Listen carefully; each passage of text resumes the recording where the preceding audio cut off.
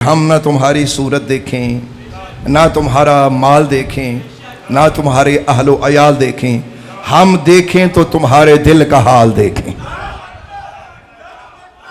پہلے اصحاب رسول جب آپس میں ملاقات ہوتی تھی نا تو صحابہ کرام علیہم الرضوان کا اپنے ایک دوسرے بھائی سے یہ سوال ہوتا تھا۔ وہ یہ کہا کرتے تھے کہ بھائی جان آپ کے دل کا کیا حال ہے؟ آج کل جب بھی بھائی پوچھتے ہیں تو پہلا سوال یہ ہوتا ہے اور جیب روپیہ ہے ہی، اس سے کوئی اگلا سوال بعد میں ہوتا ہے، پہلا سوال ہی یہ ہوتا ہے۔ تو وہاں یہ سوال ہوتا تھا تمہارے دل کا کیا حال ہے؟ تو جس چیز کو اللہ نے اپنے لیے مقرر کیا تو بہترین انسان وہ تھا کہ جو اس چیز کے حال احوال، اس کی صلاح کی طرف توجہ کرتا۔ اللہ کے ایک محبوب بندے تھے، وہ مستجاب الدعوات تھے، ان کی دعائیں بڑی قبول ہوتی تھیں، تو جس کے بارے میں جو دعا کر دینی اکثر قبول ہو جاتی تھی۔ ایک شخص ان کی خدمت میں آیا تو اس نے ان کا پوچھا تو پتہ چلا کہ وہ حضرت کچھ بیمار ہیں اور لوگوں سے الگ تھلگ ہو کر کسی جنگل میں انہوں نے ڈیرا لگا لیا ہے۔ وہ آدمی بڑا پریشان۔ محبین تو پھر جی اپنے معشوق تک آ ہی جایا کرتے ہیں، جنہیں محبت ہو وہ ڈھونڈ لیا کرتے اپنے یاروں کو۔ باقی بد قسمت انسان کا تو محبوب بھرے بازار میں کھڑا ہو تو وہ کان لپیٹ کے گزر جاتا ہے، چاہنے والے تو ڈھونڈ ہی لیا کرتے۔ تو وہ اللہ کا بندہ ان کے پیچھے پیچھے جنگل میں پہنچا۔ جنگل میں اس نے ایک شخص کو دیکھا کہ جس کے جسم پر کچھ کیڑے مکوڑوں نے کاٹا ہوا ہے، یہاں تک کہ جسم سے مختلف جگہ سے خون بھی بہہ رہا ہے، لیکن وہ بڑے سکون سے بیٹھے ہیں۔ قریب جا کے دیکھا کہ یہ تو وہی حضرت ہیں جن کو میں تلاش کرنے آیا۔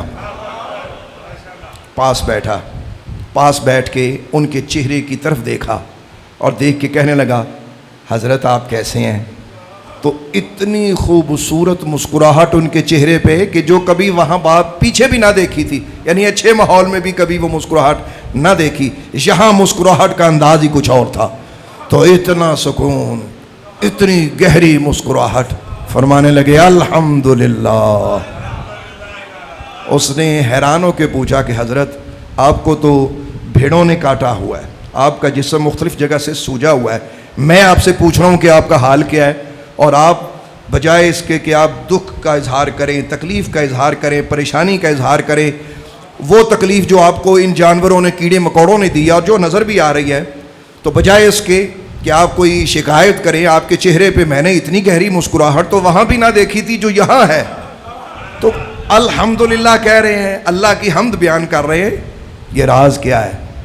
تو ایک تو یہ جواب دیجئے، دوسرا یہ بتائیے کہ آپ تو خود مستجاب الدعوات ہے، جو لوگوں کے حق میں کہتے ہیں وہ قبول ہو جاتی ہے، تو آپ اپنے لیے اللہ سے فریاد کریں نا۔ تو جو آپ کی دوسروں کے حق میں سنتا ہے تو آپ کو اس تکلیف میں دیکھ کے تو وہ آپ کی جلدی مانے گا، تو آپ اپنے لیے دعا کیوں نہیں کرتے؟ کہنے لگے او بے لیا اور اس میں بھی راز آیا، چپ کر جا۔ 2 ہفتے بعد وہی اللہ والے وہاں سے اٹھے اور اٹھنے کے بعد پھر لوگوں کے اندر بیٹھے ہیں۔ آج وہی شخص دوبارہ آیا، کہنے لگا حضور وہ جو وہاں مسکراہٹ تھی وہ یہاں نہیں، حالانکہ وہاں دکھ تھا، یہاں آپ صحت مند ہیں، آپ کو کوئی تکلیف نہیں، لیکن نہ تو وہ مسکراہٹ کی گہرائی ہے اور نہ ہی وہ طمانیت جو میں نے وہاں دیکھی ہے، اس کی کیا وجہ ہے؟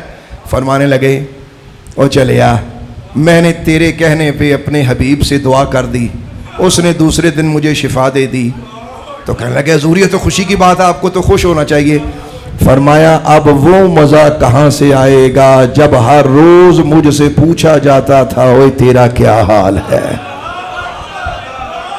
وہ جو تو مسکراہٹ دیکھتا تھا نا، وہ اسی آواز کا، اسی کنیکشن کا، اسی صدائے محبوب کا اثر تھا۔ وہ دکھ بھی چنگے جینا یار میں لائے۔ فرمایا تمہیں کیا پتا کہ اس دکھ میں میرے لیے کتنا مزہ تھا، کتنی لذت تھی؟ اس دکھ میں مجھے محبوب پوچھتا تھا، اس لیے مجھے دکھ یاد نہیں تھا۔